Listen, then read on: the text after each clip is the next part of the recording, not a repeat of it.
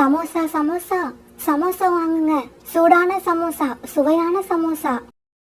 சோனா குருவி இந்த மாதிரி அந்த காடு பூரா சுத்தி சுத்தி சமோசா வியாபாரம் செஞ்சுக்கிட்டு இருந்தது. இப்படி சமோசா வித்து வர பணத்துல தன்னுடைய குடும்பத்தை நடத்திக்கிட்டு தன்னோட பையன் குக்குவையும் படிக்க வச்சது. இப்படி சமோசா வித்துக்கிட்டு இருந்த சோனா குருவி பறவைகள் மரம் வெட்டிக்கிட்டு இருந்த இடத்துக்கு போச்சு. சோனா குருவி சமோசா எடுத்துட்டு வரத பார்த்ததும் மரம் வெட்டிக்கிட்டு இருந்த எல்லா பறவைகளும் சோனா குருவி கிட்ட வந்தாங்க. சோனா, நேரம் ஆயிடுச்சு, அதனால நீ இன்னைக்கு வரமாட்டியோன்னு நினைச்சோம். நல்ல வேளை நீ வந்துட்ட. இப்படி சொன்ன பறவைகள் எல்லாம் சோனா குருவி கிட்ட சமோசா வாங்கி சாப்பிட்டாங்க. சோனா, நானும் எங்கெங்கயோ சமோசா வாங்கி சாப்பிட்டு பாத்துருக்கேன். நீ விக்கிற சமோசா மாதிரி எந்த சமோசாவும் ருசியா இல்ல. சோனா குருவி கிட்ட இருந்து சமோசா வாங்கி சாப்பிட்ட பறவைகள் எல்லாரும் பிறகு அதுக்கான பணத்தை கொடுத்தாங்க. சோனா, நீ உன் பையன் குக்குவ நகரத்துக்கு படிக்க அனுப்ப போறதா கேள்விப்பட்டேன். அது உண்மையா? ஆமா புராணா, இது என்னோட நீண்ட நாள் கனவு. இதுக்காக நான் ரொம்பவும் கஷ்டப்பட்டு பணம் சேர்த்தேன். அம்மா, நான் நகரத்துக்கு போயிட்டேன்னா என்ன பார்க்காம உங்களால இருக்க முடியுமா? நான் அங்க போறத நினைச்சு நீங்க மனசு கஷ்டப்படுறீங்களா? குக்கு, உன்னை பார்க்காம இருக்க போறத நினைச்சா கஷ்டமா தான் இருக்கு. இருந்தாலும் என்னோட குக்கு நகரத்துல போய் படிச்சுட்டு நல்ல அறிவுள்ள பறவையா திரும்பி வர போறான்னு நினைச்சா அந்த கஷ்டம் எல்லாம் பறந்து போயிடுது. நீ நகரத்துல போய் படிக்க போற இந்த நாளுக்காக நான் இவ்வளவு நாள் காத்துக்கிட்டு இருந்தேன் தெரியுமா? குக்கு, நீ உனக்கு தேவையான துணிமணிகளை பேக்ல எடுத்து வச்சு நகரத்துக்கு கிளம்புறதுக்கு தயாரா இரு. நான் பேங்க்குக்கு போய் நீ காலேஜ்ல கட்ட தேவையான பணத்தை எடுத்துட்டு வந்துடுறேன். அப்பதான் நாளைக்கு காலையில நீ சீக்கிரமாவே நகரத்துக்கு கிளம்ப முடியும். அம்மா, குக்குவோட அம்மா சோனா ஆண்டி குக்குவ நகரத்துக்கு அனுப்பி படிக்க வைக்க தேவையான பணத்தை தயார் பண்ணிட்டாங்களாம். இன்னைக்கு பேங்க்ல போய் அந்த பணத்தை எடுக்க போறாங்க. ஆனா நீங்க 2 பேரும் என்னடான்னா பணத்தை பத்தி கொஞ்சம் கூட கவலை இல்லாம நிக்கிறீங்க. காலேஜி, நம்ம பையன் ஜக்கு சொல்றது உங்க காதுல விழுதா இல்லையா? சோனா குருவியோட பையன் குக்கு படிக்கிறதுக்காக நகரத்துக்கு போறானா. நாம எப்படியாவது நம்ம பையனையும் அனுப்பி வைக்கலன்னா காலம் பூரா நம்மள மாதிரியே திருட்டு தொழில தான் பாத்துக்கிட்டு இருப்பான். கோரி, நானும் யார்கிட்டயும் நம்ம பையனை நகரத்துக்கு படிக்க அனுப்புறதுக்காக பணம் கேட்டு பார்த்துட்டேன். எல்லாரும் இல்லன்னு சொல்லிட்டாங்க. அப்பா, நீங்க எல்லாம் கடன் கேட்டா யார் கொடுப்பாங்க? ஏற்கனவே வாங்கின பணத்தை திருப்பி கொடுக்காம மேல மேல பணம் கேட்டுக்கிட்டு இருந்தா யாரும் கொடுக்க மாட்டாங்க. காலேஜி, நீங்க சொல்றத பார்த்தா உங்களால நம்ம பையன் படிப்புக்கு பணம் ஏற்பாடு பண்ண முடியாதுன்னு சொல்றீங்க, அப்படிதானே? கோரி, என்னோட நிலைமைய புரிஞ்சிக்க ஜக்குக்கு தேவையான பணத்தை எப்படி ரெடி பண்றதுன்னு சொல்லு. கண்டிப்பா நான் செய்யறேன். ஏங்க, ஜக்கு தான் ஆரம்பத்திலேயே சொன்னான்ல குக்குவை படிக்க அனுப்புறதுக்காக சோனா குருவி இன்னைக்கு பேங்க்ல போய் பணம் எடுக்க போகுதுன்னு. பேசாம சோனா குருவி பின்னாடியே ஃபாலோ பண்ணுங்க. பேங்க்ல இருந்து அது வர வழியில எப்படியாவது அந்த பணத்தை எடுத்துக்கிட்டு வந்துருங்க. கோரி, நமக்கு தேவையான பணத்தை ரெடி பண்ற வழிய நீ சொல்லிட்ட. இன்னைக்கு நான் அதை சக்சஸா முடிச்சு காட்டுறேன். அப்பா, பேசிக்கிட்டே நிக்காதீங்க, சீக்கிரமா போங்க. சோனா ஆண்டி பணத்தை எடுத்துக்கிட்டு வீட்டுக்கு வந்துட்டாங்கன்னா அப்புறம் உங்களால எதுவும் பண்ண முடியாது. வழியிலேயே எப்படியாவது அந்த பணத்தை திருடிக்கிட்டு வந்துருங்க. ஜக்கு இப்படி சொல்ல பிறகு காலுக்காகும் சோனா குருவி பணம் எடுக்க போன பேங்க நோக்கி பறந்து போச்சு. இப்படி சோனா குருவி போன பேங்குக்கு போன காலுக்காகும் ஒரு இடத்துல மறைஞ்சிருந்து பேங்கோட வாசல பாத்துக்கிட்டே இருந்தது. பேங்க்ல இருந்து பணத்தை எடுத்துட்டு வந்த சோனா குருவி பிறகு குக்குவுக்கு கொடுத்து அனுப்புறதுக்காக சில பொருட்களை வாங்க மார்க்கெட்டை நோக்கி பறந்து போச்சு. இப்படி மார்க்கெட்டுக்கு போன சோனா குருவி பழம் வச்சிருந்த பைய கீழே வச்சுட்டு கடைக்காரர்கிட்ட தேவையான பொருட்களை வாங்கிட்டு இருந்தது. இந்த சமயத்துல சத்தம் போடாம பின்னாலேயே போன காலுக்காகும் சோனா குருவியோட பையில இருந்த மணி பர்ஸ் எடுத்துக்கிட்டு தன்னோட வீட்டை நோக்கி பறந்து போச்சு. பிறகு கொஞ்ச நேரம் கழிச்சு கடைக்காரருக்கு பணத்தை கொடுக்க தன்னோட பைய பார்த்த சோனா குருவி மணி பர்ஸ் அங்க இல்லாதான்னு ரொம்பவும் அதிர்ச்சி ஆயிடுச்சு. ஐயோ, என்னோட மணி பர்ஸ காணோம். இந்த பையில தான் வச்சிருந்தேன், எங்க விழுந்துச்சுன்னு தெரியலையே. இப்ப நான் என்ன பண்ணுவேன்? நாளைக்கு என்னோட பையனை படிக்கிறதுக்கு எப்படி அனுப்புவேன்? தன்னோட பையில மணி பர்ஸ் இல்லாதால இப்படி சத்தம் போட்டு கதறி அழுதுச்சு. பிறகு தான் வந்த வழியெல்லாம் மறுபடியும் பறந்து போய் பார்த்தது. ஆனா அதுக்கு மணி பர்ஸ் மட்டும் எங்கேயும் கிடைக்கவே இல்லை. பிறகு சோனா குருவி இப்படி அழுதுகிட்டு தன்னோட வீட்டை நோக்கி பறந்து போச்சு. சோனா குருவி இப்படி வீட்டுக்கு போனப்ப குக்கு தன்னோட பயணத்துக்கு தேவையான துணிமணிகளை ஒரு பேக்ல எடுத்து வச்சுக்கிட்டு இருந்தான். குக்கு, நம்ம மோசம் போயிட்டோம். பேங்க்ல இருந்து நான் எடுத்துட்டு வந்த பணத்தை காணோம். வழியில எங்கேயாவது விழுந்துருச்சா இல்ல யாராவது திருடிட்டாங்களான்னு தெரியல. ஆக மொத்தம் நம்ம கிட்ட இப்ப பணம் இல்ல. நாளைக்கு உன்னால நகரத்துக்கு போய் படிக்க முடியாது. இப்படி சொன்ன சோனாக்குருவி கண்ணீர் விட்டு அழுதுது. இதை கேட்ட குக்குவும் கண்ணீர் விட்டு அழுதான். அம்மா அழாதீங்கம்மா, அழாதீங்க. உங்க கண்ணுல இருந்து கண்ணீர் வர்றதை என்னால பார்க்க முடியல.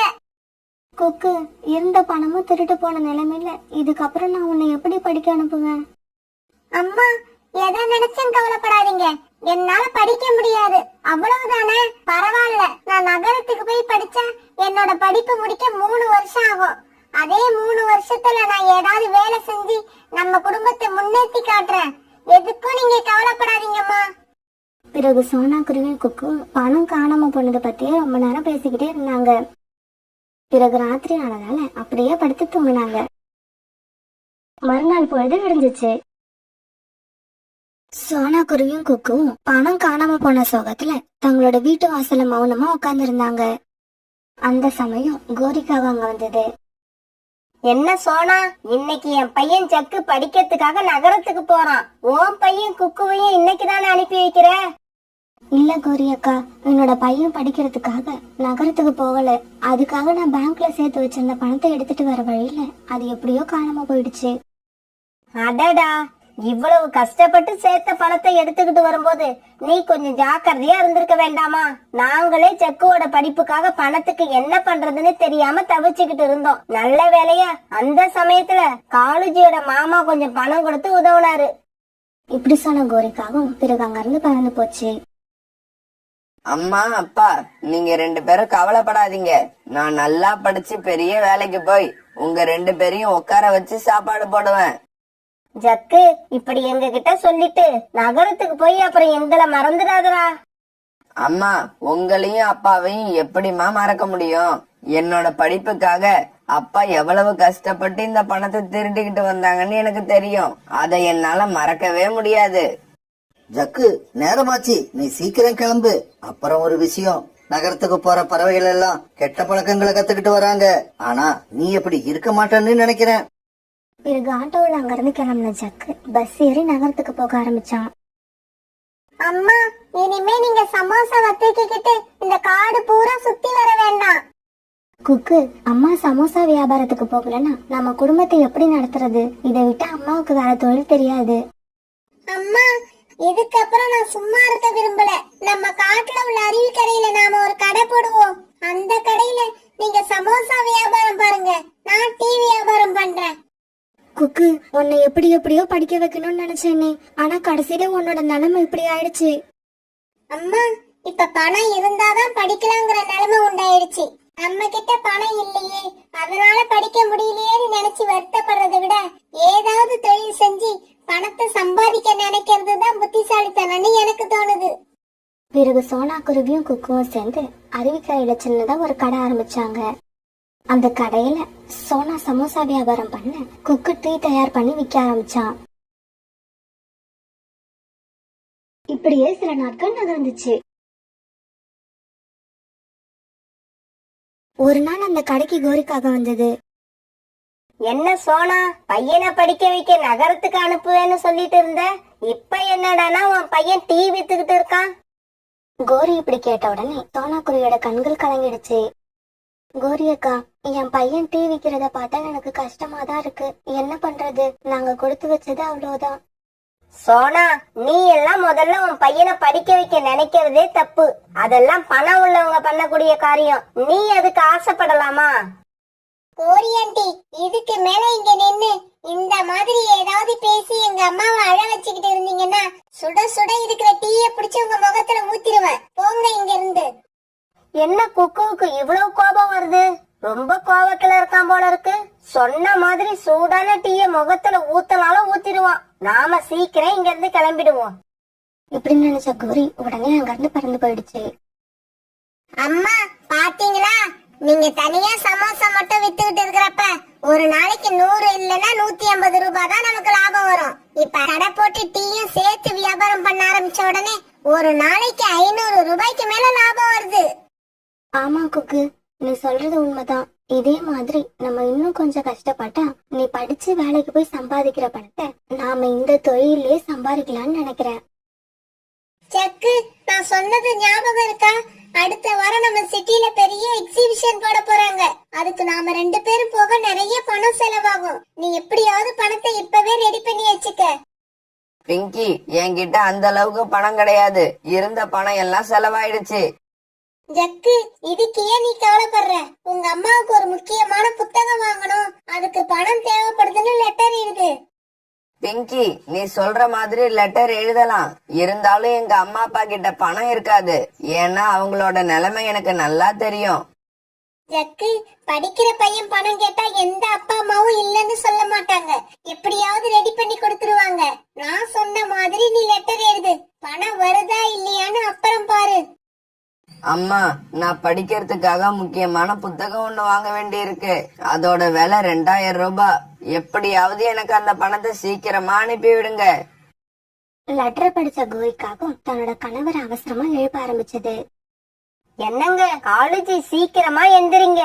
நம்ம பையனுக்கு ஒரு முக்கியமான புத்தகம் வாங்கணுமா, அதுக்காக 2000 ரூபாய் பணம் கேட்டு லெட்டர் போட்டிருக்கான். இப்ப நம்ம என்ன பண்றது?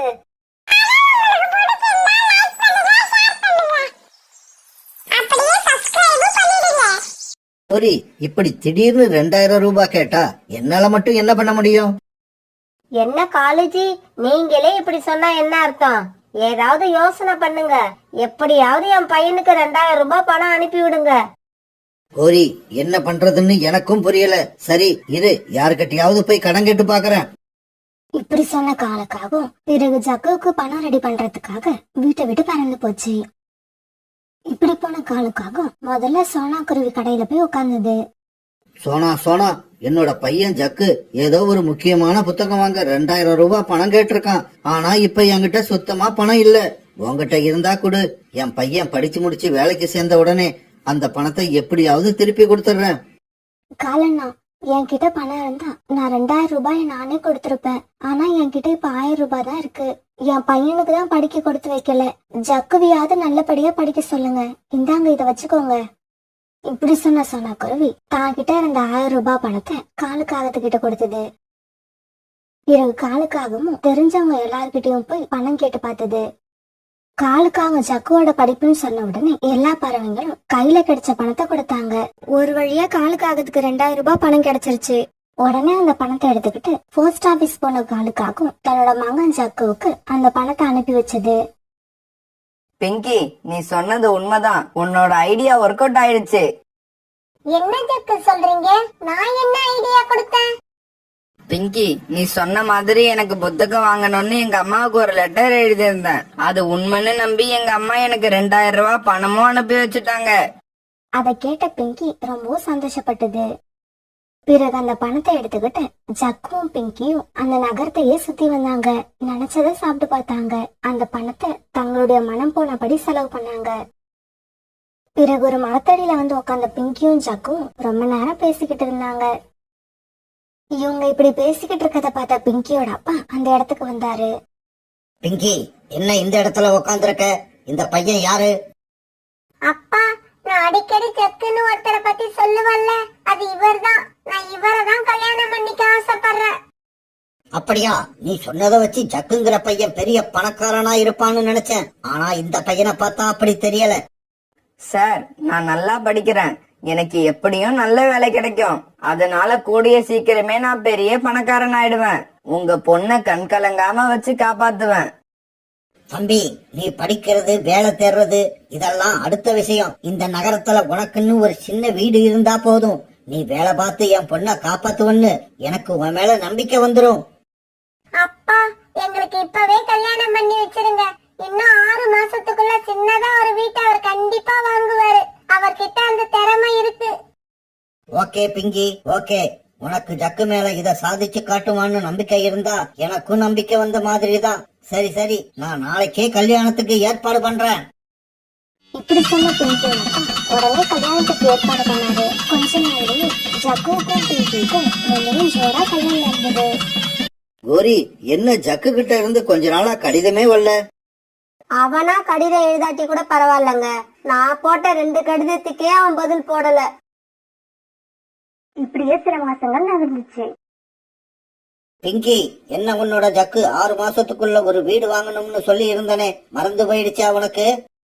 இல்லப்பா, எனக்கு ஞாபகம் இருக்கு. இன்னும் 10 நாளுக்குள்ள எப்படியாவது அவரை நான் வீடு வாங்க வச்சிடறேன்ப்பா. சிங்கி, நீ அவனை 6 மாசத்துக்குள்ள வீடு வாங்க வைப்பன்னு சொன்னதாலதான் இந்த கல்யாணத்துக்கு நான் ஒத்துக்கிட்டேன். அத ஞாபகம் வச்சுக்க. ஜக்கு, நீங்க இன்னைக்கே ஊருக்கு கிளம்புறீங்க. போய் பணம் ரெடி பண்ணி எடுத்துக்கிட்டு வந்து இந்த சிட்டில சின்னதா ஒரு வீடு வாங்குறீங்க. பிங்கி, என்ன சொல்ற நீ? என்னமோ ஐஸ்கிரீம் வாங்குற மாதிரி ரொம்பவும் ஈஸியா சொல்ற. எங்க அப்பா பணத்தை திருடி என்ன படிக்க வச்சது என்னவோ உண்மைதான். அதுக்காக வீடு வாங்குற அளவுக்கெல்லாம் உங்களால பணத்தை திருட முடியாது. ஜக்கு, உங்க காட்டுல உங்க அம்மா அப்பா குடியிருக்கிற வீடு சொந்த வீடு தானே? ஆமா, சொந்த வீடுதான். ஆனா உங்க அப்பா இந்த சிட்டில எல்லாம் சொந்த வீடு வாங்கணும்னு சொல்றாரு. உடனே உங்க காட்டுக்கு கிளம்புங்க. அங்க உள்ள வீட்டை வித்துட்டு பணத்தை எடுத்துக்கிட்டு வாங்க. அந்த பணத்துக்கு ஏத்த மாதிரி நாம ஏதாவது சின்ன வீடா பார்த்து இந்த சிட்டில வாங்கிடலாம்.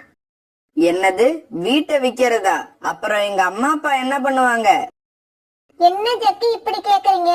அடுத்தவங்க பணத்தை திருடி பிழைப்பு நடத்துறவங்க எப்படி வேணாலும் சமாளிச்சுக்கிட்டு இருந்துருவாங்க. அவங்கள பத்தி நீங்க கவலைப்படாதீங்க. நான் சொன்னதை செய்யுங்க. இல்லன்னா இந்த சிட்டில நீங்க வீடு வாங்கறதுக்கு வேற வழியே இல்ல. சரி பிங்கி, இப்பவே ஊருக்கு கிளம்புறேன். நீ சொன்னபடியே செய்யறேன். பிறகு கொஞ்ச நேரம் பிங்கி சொன்னதை யோசிச்சு பார்த்த ஜக்குவோட மனசுக்கு அது சரின்னு படவே உடனே பஸ் ஏறி தன்னோட காட்டுக்கு போக ஆரம்பிச்சான். இப்படி தன்னோட வீட்டுக்கு போன ஜக்கு வீட்டுல அப்பாவோட போட்டோக்கு மாலை போட்டு இருந்ததை பார்த்த உடனே அதிர்ச்சி ஆயிட்டான். அம்மா, அப்பாவுக்கு என்ன ஆச்சு? போட்டோவுக்கு மாலை எல்லாம் போட்டிருக்கீங்க. ஜக்கு, என்னோட மகனே, 4 நாளைக்கு முன்னாடி ஒரு நாள் உங்க அப்பா வீட்டுக்கு திரும்பி வந்துகிட்டு இருந்தாரு. இருட்டுல சரியா கண்ணு தெரியாததால ஒரு மரத்துல மோதி கீழே விழுந்துட்டாரு. இப்படி விழுந்தவரு தலையில அடிபட்டு அந்த இடத்துலயே இறந்து போயிட்டாருடா. இப்படி சொல்லிட்டு கோரிக்காக அழ ஆரம்பிச்சது. அம்மா, அழாதீங்கம்மா, நான் இருக்கேன். நீங்க எதுக்கும் கவலைப்படாதீங்க. நான் இப்ப அப்பாவையும் உங்களையும் என் கூட அழைச்சுக்கிட்டு போகலான்னு தான் வந்தேன். பாவம், அப்பாவுக்கு தான் இப்படி ஆயிடுச்சு. நீங்க அத நினைச்சு கவலைப்பட்டுக்கிட்டு இங்க தனியா இருந்து அழுதுகிட்டு இருக்க வேண்டாம். என் கூட வந்துருங்க. ஆமாண்டா ஜக்கு, நான் இங்க தனியா இருந்து என்ன பண்ண போறேன்? நானும் உன் கூடவே வந்துடுறேன். பாவம், உங்க அப்பாவுக்கு தான் நகரத்துல வந்து வாழ கொடுத்து வைக்கல. ஆனா ஜக்கு, ஒன்ன மாதிரி ஒரு பையனை பெத்ததை நினைச்சு நான் இப்ப ரொம்ப பெருமைப்படுறேன். அதெல்லாம் இருக்கட்டும்மா, நாம 2 பேரும் நகரத்துக்கு போயிட்டா இந்த வீட்ல யாரு இருப்பாங்க? இந்த வீட்ல நம்மளை விட்டா வேற யாருடா இருக்க முடியும்? இது நம்ம சொந்த வீடு. அதனால நாம இந்த வீட்டை விட்டுட்டு பணத்தை எடுத்துக்கிட்டு நகரத்துக்கு போயிடுவோம். அம்மாவோட வாயில இருந்து இந்த வார்த்தையை எதிர்பார்த்து காத்திருந்த ஜக்கு இப்ப ரொம்பவும் சந்தோஷமாயிட்டான். பிறகு அம்மா இப்படி சொன்ன உடனே ரொம்பவும் சந்தோஷப்பட்ட ஜக்கு தன்னோட வீட்டை அந்த காட்டுலயே பெரிய மரக்கடை வச்சிருக்க ஜம்ஜம் கிட்ட வேலை பேசி வித்துட்டான். பிறகு வீடு வித்த பணத்தை எடுத்துக்கிட்ட ஜக்கு அம்மாவை கூட்டுக்கிட்டு பஸ் ஏறதுக்காக பஸ் ஸ்டாண்ட நோக்கி ஆட்டோல போக ஆரம்பிச்சான். ஏதாவது பொய் சொல்லி அம்மாவை இங்கேயே இறக்கி விட்டாதான் நாம மட்டும் தனியா நகரத்துக்கு போக முடியும். இப்படி யோசிச்ச ஜக்கு அம்மா கோரிக்காகத்துக்கிட்ட இப்படி பேச ஆரம்பிச்சான்.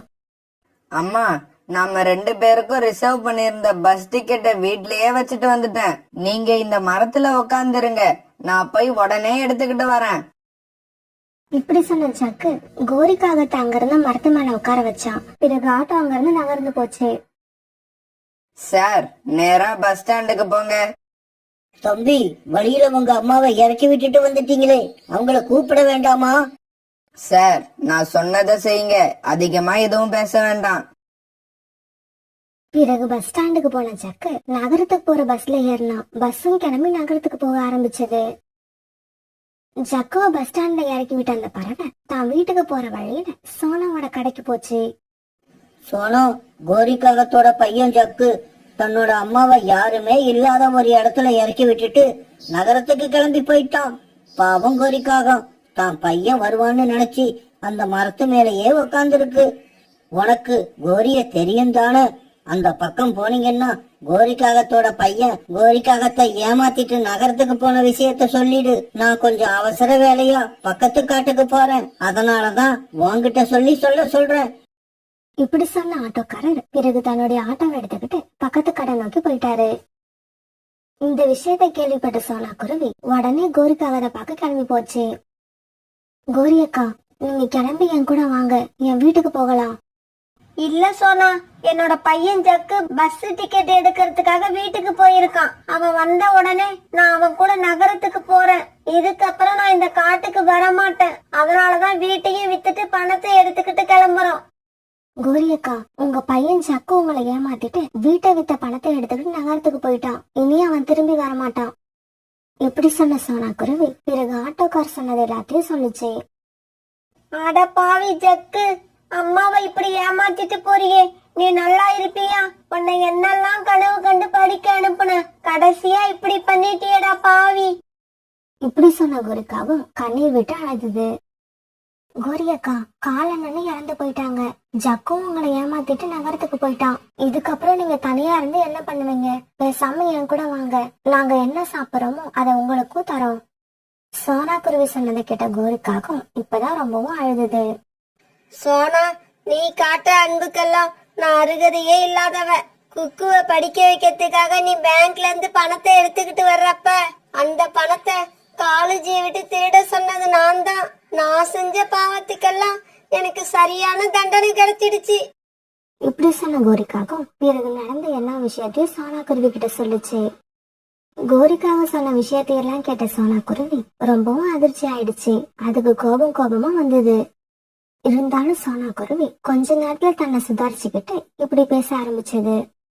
கோரி அக்கா, நீங்க தெரிஞ்சோ தெரியாமலையோ பெரிய தப்பு பண்ணிட்டீங்க. ஆனா அதுக்காக நான் இப்போ உங்களை பழி வாங்க விரும்பல. இப்பவும் அதையே தான் சொல்றேன். நீங்க என் கூட என் வீட்டுக்கு வாங்க, உங்களை கடைசி வரைக்கும் நான் வச்சு காப்பாத்துறேன். பிறகு கண்ணீர் விட்டு அழுதபடி கோரிக்காவும் சோனா குருவி கூட அதோட வீட்டுக்கு போய்